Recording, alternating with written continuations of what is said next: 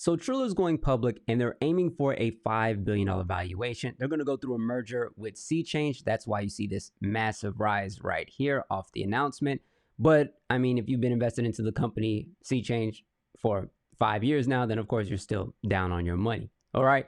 But nonetheless, if you take a look at a lot of these outlets, they're trying to portray this as Triller versus TikTok. This is TikTok's biggest rival.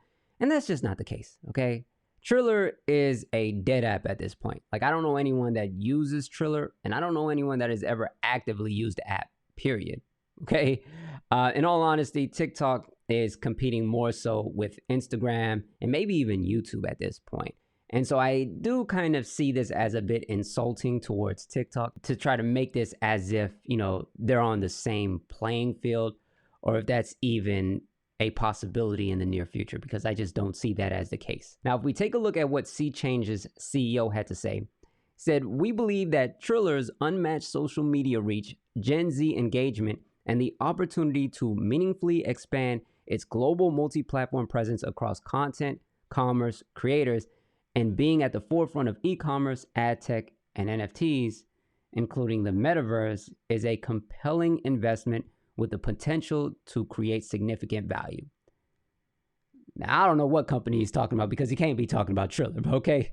I mean, in all honesty, you know, like I said, I think Triller is a dead app that is now trying to jump into the promotion realm, right? They have the versus thing where they put rappers against each other, which I don't really know how they're making money doing that, because every time that I see it popping up on social media, it's literally streamed for free.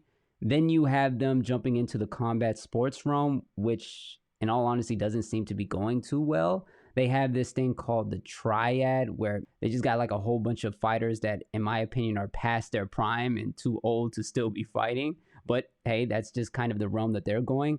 Then you have them jumping into boxing specifically, where they're honestly, in my opinion, attempting to overpay for fights, which is going to make it very difficult when it comes to profitability for investors. I mean, at one point, they tried to pay like $6 million for the Lopez and Kambosos fight, which they backed out of that commitment. And this was a fight that was being bidded between the $2 to $3 million range. And the only reason why I'm aware of this is because I'm a huge boxing fan. So yeah, all of this stuff from a combat sports fan perspective is very strange. Okay. To put things in perspective, the UFC a couple of years ago was valued at, I believe, around $5 billion. And that's a global recognized brand. Okay. So I just don't get it. And I don't really understand where the $5 billion valuation comes from. But, you know, my opinion could change after seeing a couple of earnings reports, that sort of thing. But I don't expect to see anything too good, nor am I expecting to see anything that would warrant a $5 billion valuation. And that's just my opinion. In all honesty, I feel like, you know, they were really betting on this app thing.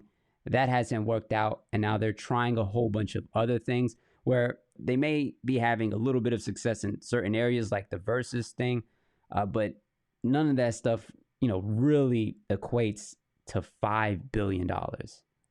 Like $5 billion, that's a lot. So yeah, personally, I'm staying away from this thing, but I can't wait to see what the earnings look like.